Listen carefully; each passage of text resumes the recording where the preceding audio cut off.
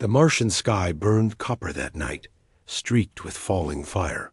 From the top of the ridge outside Mars Station Delta 4, I watched the fragments blaze down toward the horizon. Another transport gone to pieces somewhere above the dust. See, my scanner beeped steadily at my hip, the hollow electronic chirps echoing off the rocks.meteor debris was nothing new. Dead satellites, shattered cargo pods, the occasional frozen passenger, if you were unlucky enough to find them. You dragged it back to the bay, stripped it for metals, and sent what you couldn't use to the Council Reclamation Fleet. Boring work, but steady. I lived by the sound of that scanner and the smell of hot metal in the air. Tonight felt different, though. The impact trail had cut deep through the haze, a brilliant arc of violet and gold that didn't fade like it should have. I followed it for hours into the canyon, boots crunching against brittle red soil, until even the station lights had disappeared behind me. I almost walked past it, just another pile of wreckage wedged between two jagged rocks. The twisted hull groaned faintly as it cooled, an ugly knot of blackened metal and splintered glass. My headlamps swept across what was left of the fuselage, catching on strange engravings I didn't recognize. Something alien carved into the panels. My boots slipped in the dust as I climbed closer. No beacon, no emergency flare, no heat signature beyond the dim embers of the crash. I frowned, already reaching for my scanner to log the find, and then stopped. There were no crew bodies. Not one dot, just silence. I should have turned back right then and called it in. Salvagers don't ask questions. We collect what's left and keep moving. But the quiet was wrong, and that cracked ship felt less like a machine and more like the husk of something alive.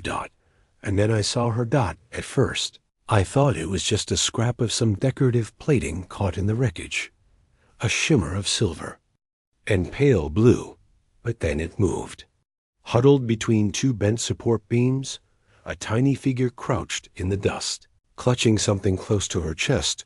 Her skin caught the light like frost, pale and luminous, and her hair hung in tangled silver, strands over her face. She couldn't have been more than 6, though her opalescent eyes, enormous and glowing faintly, made her seem ancient. She didn't make a sound, even as I knelt down slowly, my jacket falling open. "Hey," I murmured, unsure if she could even understand. My voice sounded clumsy and loud in the canyon air. "It's okay. You're safe now." For a second, she flinched, clutching her cracked pendant tighter to her chest, a strange little thing, marked with more of those alien symbols, but she didn't run. When I held out my hands, she just stared at them with those strange eyes. Then she sagged forward. I caught her before she hit the ground. Her body was lighter than I expected, fragile and cold through the fabric of my gloves.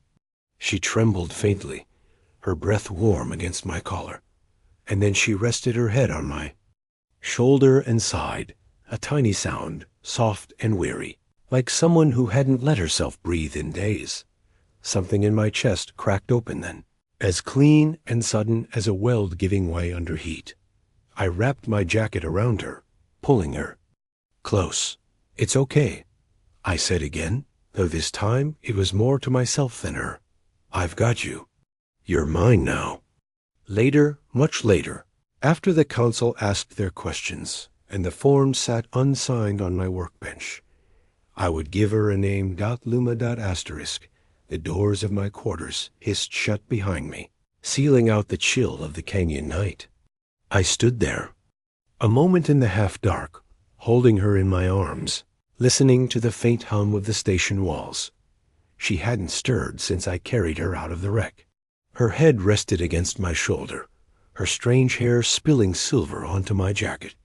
Once or twice she'd flinched in her sleep, clutching the cracked pendant so hard her knuckles turned almost white. I laid her gently on my cot. The instant I let go, her hand darted out, catching my sleeve. She didn't open her eyes, just whispered something in a language that wasn't any human tongue. It wasn't even anything the translator implants in my ear could catch. It sounded like water running over glass, musical and broken, full of fear. "It's okay," I murmured, awkwardly patting her hand. "I'm not going anywhere." Her grip loosened, but she didn't let go completely. I turned on the dim work light and crossed to my bench.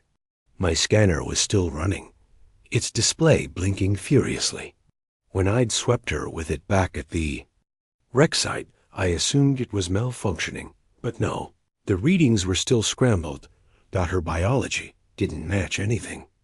Not on the charts, not in the archives. No carbon signature. No baseline oxygenation. Cell structure patterns that shouldn't even exist. I tried to scan the pendant next, hoping it would at least give me a clue, but the moment the beam touched the screen went black and hissed static. I dropped the scanner and stared at her. The wreck had no registry. No beacon, no survivors, no crew. And now this impossible child, glowing faintly in the low light of my quarters, like she carried some small piece of the stars inside her. When I finally dared to sit back down beside her, her eyelids fluttered, open, and those opal eyes fixed on me. She said another word. This one slower, deliberate. My translator hissed and sparked, trying to keep up, then fell silent. A second later, in a voice faint and clear as moonlight on water, she spoke again. Hide. It wasn't a plea. It was a command. Then she sat upright and pointed at the door, fingers trembling, eyes wide and glassy, as if she could already hear something I couldn't. The hair on my arms stood on end before I could even ask what she meant. The lights in the station flickered. Then the ground beneath us shuddered. At first, I thought it was just a power surge. Mars stations were full of quirks. But then came the sound, faint at first, then rising into a low, resonant hum that made the metal walls vibrate. Not machinery, not wind. It was a voice. Somewhere out there, far across the sands, something was calling. She clutched the pendant to her chest and stared at me, her breath coming quick now, opal eyes bright with fear. And then she said one more word, coming. Stared back at her, my heart hammering. Whatever ship she'd fallen from, whoever she'd been running from, they weren't finished yet, and I had no idea what I'd just brought into my home. But as she leaned toward me and pressed her forehead to my chest like a frightened child, I wrapped my arms around her and whispered, more to myself than her, "You're safe. I don't care what's coming. You're mine now." Somewhere outside, in the dark beyond the station walls, the hum rose again, lower and closer this time. And in my arms, her faint glow began to brighten. I didn't sleep that night. Neither did she. After the hum faded into silence, she curled on the cot, eyes wide open, watching the door. Every time I closed mine, even for a second, her faint glow brightened, just enough to wake me again. And when the Martian morning came, if you could call that thin copper light morning, she was already sitting at the bench, her small hands prying apart my scanner with uncanny precision. "Hey," I said gently, but she didn't look up. She muttered something in her strange, watery language and slid one of the scanner's circuits into her palm. The metal sparked against her skin, and the readings on the cracked screen briefly flared to life before dying again. That should have been impossible. She finally glanced back at me then, her opal eyes unreadable, and for the first time she smiled. Not shy, not grateful, but a knowing little smile, like she already understood more about me than I understood about her. I stood there, torn between awe and unease, and watched her press the circuit into the cracked pendant at her throat. Pendant pulsed once, and the hum returned, not faint this time, not distant. It was here that the room darkened around us. The walls of the station seemed to bend, metal groaning as though some great weight pressed down from above. Loose tools rattled off the bench. I grabbed her hand on instinct. Her glow flared, brighter, blinding, and I saw, just for a second, something in the air, not a ship, not a person. It was like a figure made of smoke and starlight, tall and thin, leaning through a tear in the air itself. Its face, if it had one, was a twisting mask of black glass. I couldn't move, couldn't breathe. The girl, Luma, didn't flinch. She stood, lifted her chin, and said a single word in her strange tongue. The figure froze. Then the darkness shattered like glass, and the hum stopped. I collapsed to my knees, gasping. Tools lay scattered across the floor. The station lights flickered, and she stood over me, her tiny hand still clutching mine, like she was the one protecting me. What the hell was that? I managed to choke out. She tilted her head at me, her hair falling like molten silver over one shoulder, and answered, in slow, broken standard this time. Hunter. Looking for me. Her voice was strange, layered, almost doubled, like two people speaking at once. I stared at her, trying to ignore the way the walls still seemed to hum faintly, the faint metallic taste in the air. Why? I asked. My throat dried out. Her little fingers tightened on my hand. Because, she said, almost a whisper, I broke their sky. Then she turned back to the pendant, her opal eyes narrowing, and began to take it apart as though she already knew exactly what she was doing. Outside the station, something moved against the copper dawn, a shadow that was not a ship and not a storm, slipping through the clouds like it belonged there. And I realized, with a chill that sank all the way into my bones, I hadn't just found a lost child. I'd stumbled into someone else's war, and she wasn't hiding in my house because she was weak. She was hiding here because she was dangerous. The station alarm screamed at dawn. I was halfway through repairing the hydrocore when the red lights flared, and the whole floor shuddered under my boots. I dropped my wrench, sprinted for the hatch, and nearly collided with her. Already standing in the middle of the corridor, barefoot, silver hair snapping in the charged air, staring down the main viewport. Luma! I grabbed her shoulder. What? But then I saw it too. The sky above Mars had cracked. A jagged seam of black light split the morning horizon, zigzagging across the clouds like a wound that refused to heal. Tiny, dark shapes poured through it, too fast to track, their edges flickering in and out of sight. At first, my brain wanted to call them ships, but they moved wrong. Too smooth, too deliberate, like knives cutting through velvet. Every sensor on the station was howling now, systems failing one by one. Lights burst and went dark as the corridor temperature plummeted. Somewhere behind me, I heard the faint metallic song of the hunter's hum, closer, louder than before, and felt. My blood turned to ice. Luma didn't flinch. She raised the pendant, now stripped bare to its core, wires and alien crystal exposed, and pressed it to her forehead. The cracked glass flared white-hot, and a shockwave burst outward, flattening me to the floor. When I could see again, the world had gone quiet. The crack in the sky was still there, but the things pouring through. It stopped, hovering, watching. And every single one of them turned their eyeless faces toward us. Luma's glow was blinding now, her hair fanning out like liquid metal. She took a breath, and her voice rose. Not the child's whisper I'd grown used to, but something ancient and full of fury. The air itself seemed to recoil. I said? She hissed in her strange language, though this time I understood, the words burning straight into my mind. Not yet. The corridor floor cracked beneath her feet, and a circle of alien light flared around her.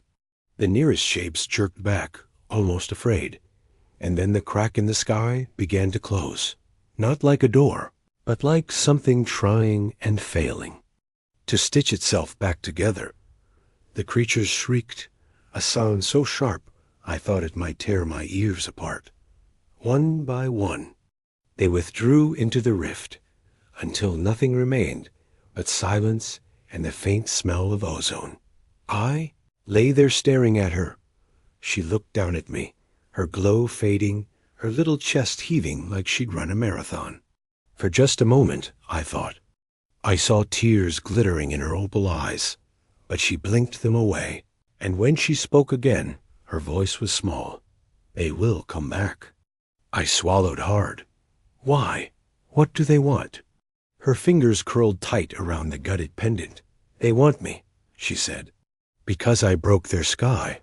Because. She stopped, her breath catching. Because I was supposed to open it wider. And I refused. My blood went cold. You were supposed to help them? She nodded once. And now they'll burn everything to drag me back.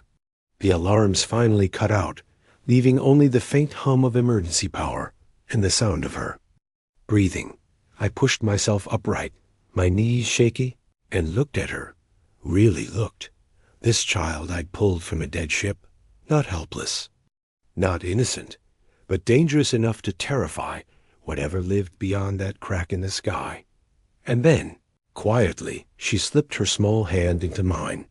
I still don't want to go back. She whispered dots somewhere outside, in the fading light of dawn. The horizon shimmered faintly.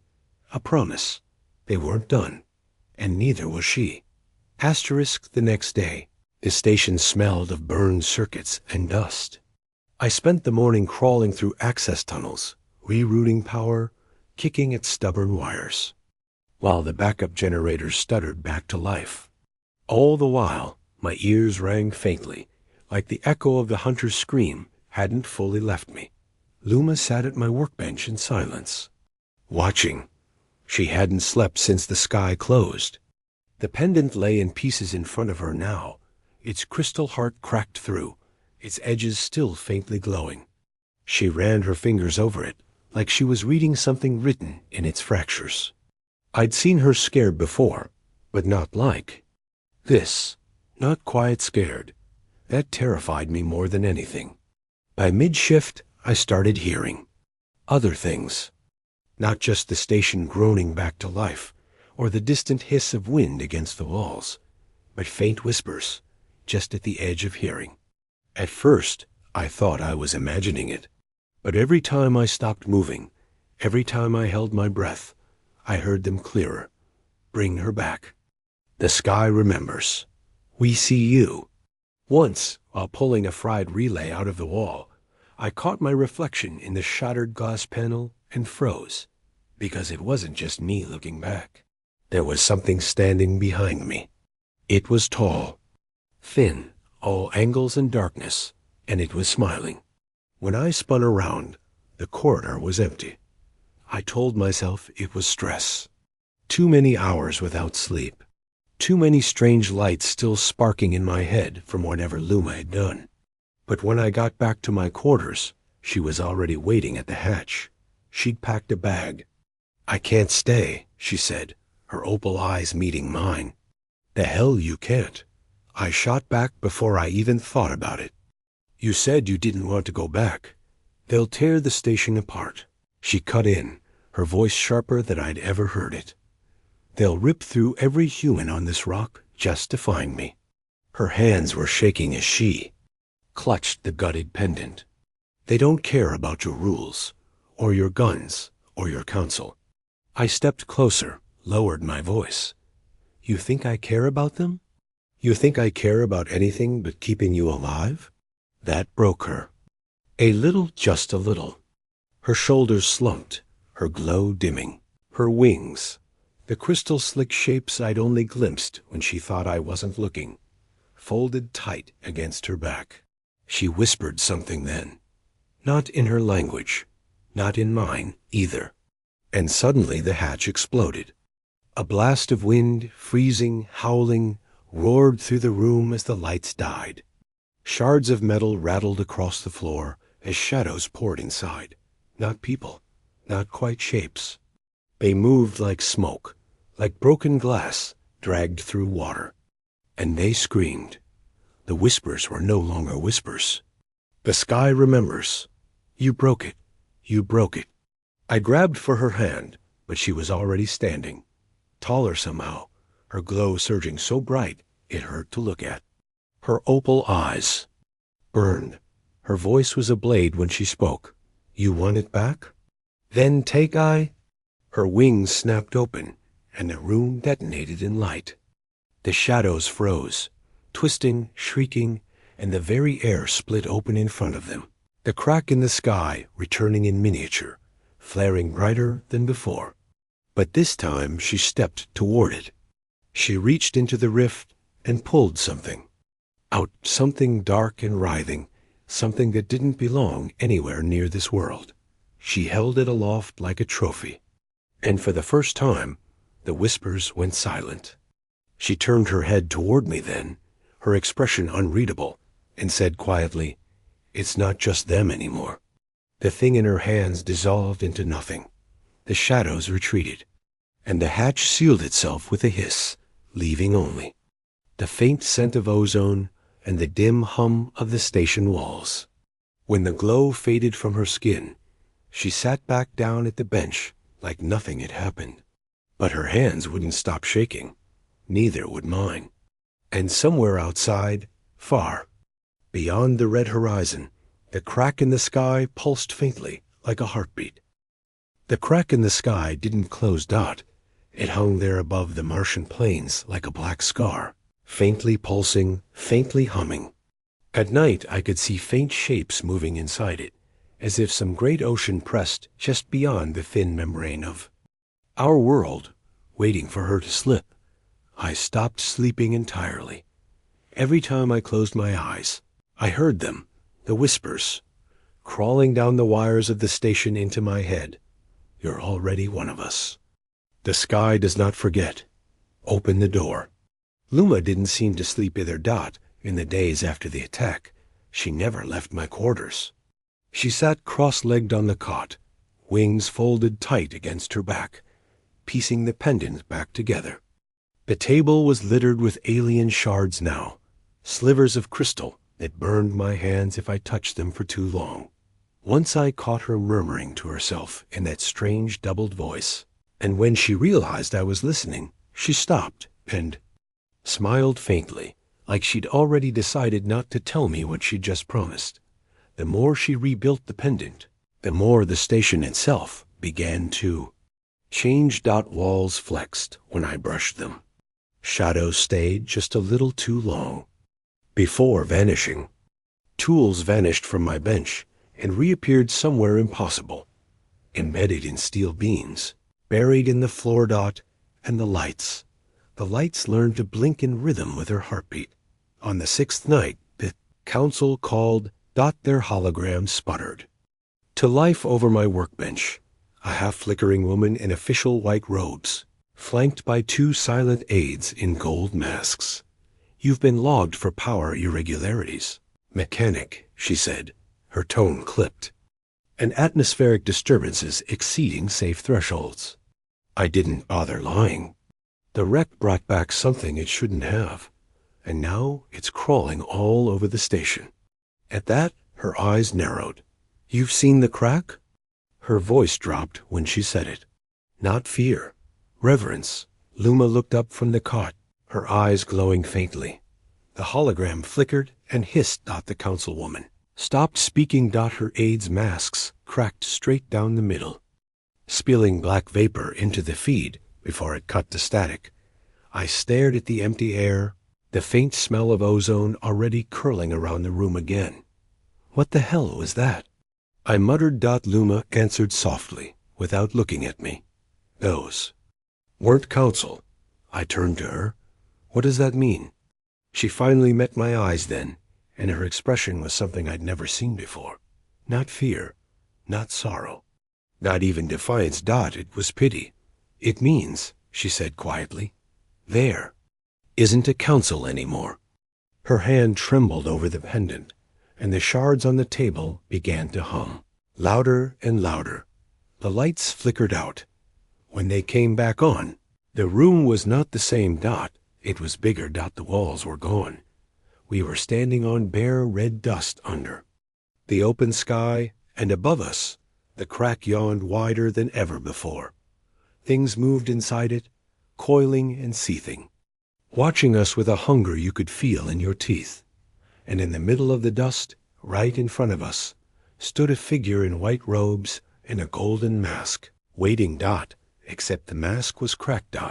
And the thing wearing it was smiling with a mouth full of stars. It raised a hand and beckoned her forward. "Little light," it said, its voice scraping across the air like knives. "You've hidden long enough. Come home." Luma stood perfectly still, her glow rising so bright the dust beneath her feet began to smoke. She glanced at me, just for a second, and then, in a voice sharp and steady as a blade, she whispered, "Run." Her wings flared wide, and the ground split open. I didn't run. At first, because I couldn't. The ground beneath me heaved, splitting apart like it was nothing more than brittle clay. Chasms opened on either side, coughing up columns of dust and shards of light. Heat and cold clashed in waves, so strong my skin felt like it was splitting too. Luma stood at the edge of the crack, her silhouette blazing brighter than the Martian moons. Her wings cut the air like glass, every crystal blade singing as it unfolded. Across from her, the figure in the golden mask didn't flinch. The white robes it wore fluttered in a wind I couldn't feel. Its hand stayed raised, patient, like it already knew how this would end. "Little light," it said again, and this time the sound came from everywhere, inside my ears, inside the walls, even in the back of my skull. "You've made your choice, and you've chosen wrong." Luma's glow sharpened, her opal eyes narrowing. "I broke your sky once," she hissed. "I'll do it again." The figure smiled with that impossible mouth, all jagged light and darkness, and stepped forward into the crack. And the world screamed. The ground buckled, pulling me to my knees. The sky above fractured further, veins of black lightning webbing outward from the wound. Shapes tumbled through, winged, serpentine, humanoid, screaming in unison as they spiraled downward. One of them landed near me. I'll never forget its face, or what passed for one. It didn't look at me so much as it peeled me open with its gaze, like it could read every mistake I'd ever made in the lines of my skin. I scrambled back just as Luma moved. She launched from the dust in a single impossible arc, and her wings swept out so wide and sharp they sliced two of the creatures clean in half. Light poured from the wounds, like molten stars spilling into the chasm below. But for every one she struck down, two more crawled through the crack. I could feel their heat now, bitter and sour, like standing too close to a dying star. The figure in the mask just kept watching. "Run!" she shouted again, her voice doubling, tripling, until the sound tore at my ribs. And this time I did. I stumbled into the tunnel behind me, not daring to look back, though the walls pulsed and buckled with every step. I don't know how far I ran or how long, but when I finally stopped, gasping, I was alone, and the air was wrong. Not cold, not hot, just thin. I looked up, expecting to see the copper sky of Mars. Instead, it was black. Not the black of space, either, but something deeper, thicker, alive. Dozens, no hundreds, of those cracks spider-webbed across the void, each with things moving inside them. And at the center of it all, high above, floated a single white light. Luma. She hung in the air like a sun wrapped in wings, spinning faster and faster as the creatures converged on her. And as I watched, she raised both hands and pulled. The largest crack in the sky widened with a deafening roar, vomiting impossible light into the void. The creatures screamed. The golden-masked figure raised its arms and began to disintegrate, its pieces swallowed into the wound. The wind hit me hard enough to throw me against the wall. When it was over, the light faded. The crack sealed Dot, and she fell. I caught her halfway. Down, her body so hot it burned my palms through the gloves. She opened her eyes, just barely, and whispered something I could barely hear over the ringing in my ears. They're not gone. Her voice cracked. They just know my name now. Her glow flickered out, leaving her in my arms. Small again, Dot, and from somewhere, out there beyond the stars, a deeper voice, one I'd never heard before, rolled through my head. We know yours too. Then the sky above us shivered, and it smiled. The station was gone when I woke up. I opened my eyes to darkness, so complete it felt thick, heavy in my lungs. For a moment, I thought I was buried under rock, but when I reached out, there was nothing. No floor, no walls, just a faint circle of red dust under my boots and her weight in my arms. Luma lay still, her skin dim now, her hair dull silver instead of light. The heat that had nearly seared my gloves hours ago was gone, replaced with something. Colder, not dead, but quiet. The darkness around us began to stir. I could feel it moving. I couldn't see anything at first, just that suffocating black. But then came the faint suggestion of shapes, columns that breathed, faces that never quite finished forming, fingers made of starlight, flexing and unflexing just beyond the reach of my vision. Then they started speaking again, not whispering this time. He carries her. Her hands broke the vault, and he still holds. Them. We are watching you, mechanic. Your part is not yet played. I gritted my teeth and clutched her closer. Say whatever you want. I snapped into the dark. You don't take her. The voices laughed. But then another one, deeper, older, the one that had smiled through the crack before, cut through them all. We already have. Something slammed into the ground behind me, hard enough that the red dust leapt up and clung to my jacket. Turned Dot and saw myself. Dot standing there in the dark was a perfect replica of me. Same jacket, same hands, same scars.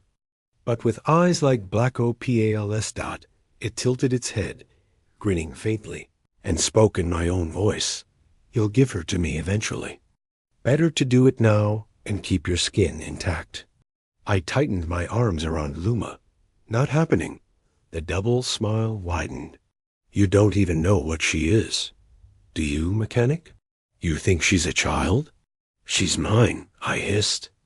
Grin cracked. Literally like porcelain splitting, and light poured out from behind the mask of my face. She was never yours. She was ours before the sky was written. Something moved then. Behind it, vast and shimmering, rising up, like a wave of black fire. Dozens, hundreds of those hunter shapes unfolded themselves from the dark, all staring at me with eyes like hollow stars. I backed away, cradling her close, and that's when she opened her eyes. Her voice was barely a whisper, but it cut through. Everything clean and sharp. Enough. The double froze. The hunters froze. The dark itself stopped breathing. She sat up slowly in my arms, her glow crawling back up her skin, her hair turning bright silver again. When she looked at me, her opal eyes were different, wider, older. Dot, not just a child anymore. When she spoke again, it wasn't in standard. It wasn't even in the strange water-glass language she'd used before. Dot, it was everything at once. The sound shattered the circle of dust beneath us, cracked the dark open, and turned my ears inside out. The double of me fell to its knees, howling. Dot, and one by one, the other creatures began to unravel, not dying, but unmade, dissolving into streaks of starlight that vanished into the void. Even. The great wave in the distance recoiled, retreating back into the places between. When it was done, silence fell like a stone. Luma stood on her own now, the faintest smile on her face. They've forgotten, she murmured, brushing the dust. Off her hands. I swallowed. my voice hoarse. Forgotten what? She turned to me, her eyes bright and terrifying. That I was the one who taught them how to open the sky. My stomach turned to lead. But I didn't even get the words out before the space around us began to stitch itself back together. Faint golden lines knitting walls and floors and air back into place. Until we were standing again in the wreckage of what used to be my quarters. Luma stood in the center, hands clasped behind her back, staring at the cracked roof where the stars still bled through. "They'll remember again," she said softly. "Always do." And then she looked over her shoulder at me, something gentle and dangerous glimmering behind her smile. "And next time," she said, "you won't be able to stop me from finishing what I started." Then she tilted her head and whispered, almost kindly, "Sleep now, mechanic. The real work begins when you wake." And the world went black. Asterisk when I woke, the sky was gone. I don't mean it was night. I mean it was gone. Dot above me stretched nothing. Not stars, not black, not even cracks. Just a blank, endless white that seemed to press down like a ceiling made of bone. I was lying on smooth red stone, warm under my hands, and everything else. The walls, the air, even the gravity, felt wrong, like it was pretending to be. What I knew. Luma stood a few paces away. She was different now, taller, her hair no longer, just silver, but shot through with streaks of dark, crackling light. Her wings were unfolded, massive and sharp, their edges so bright I couldn't look straight at them without, my eyes watering. And she was smiling. Not the fragile smile I'd seen 100 times before. Not even the knowing little grin from when I first found her. Dot. This was the smile of someone who knew she'd already won. "You're awake," she said, her voice carrying easily across the empty plain, layered now, her usual tone wrapped in something older, deeper, louder. I pushed myself up slowly, still dizzy. Where the hell are we?" She turned her face to the horizon. "The waiting place," she said. "Between what was and what's coming." Her glow brightened as she walked toward me. "The hunters can't touch you here. Not yet. But they're learning. We taught them too well."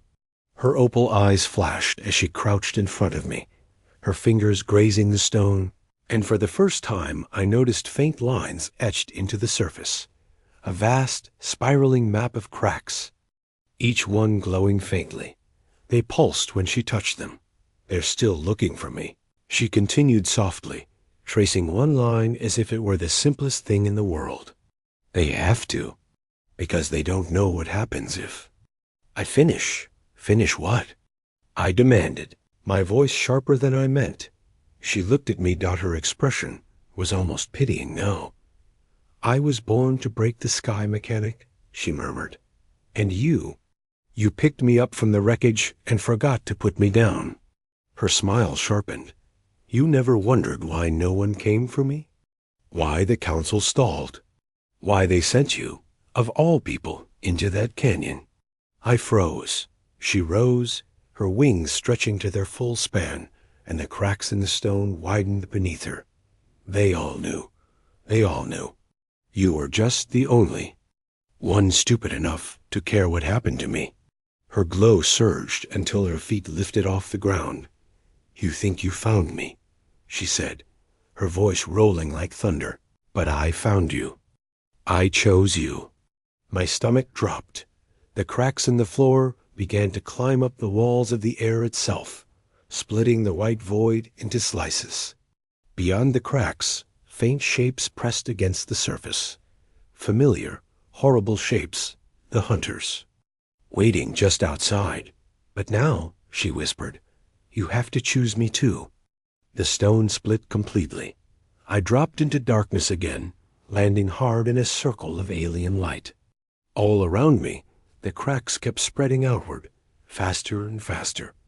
And in the center of it all, Luma hovered, blazing like a new sun, wings of crystal stretched wide enough to eclipse everything.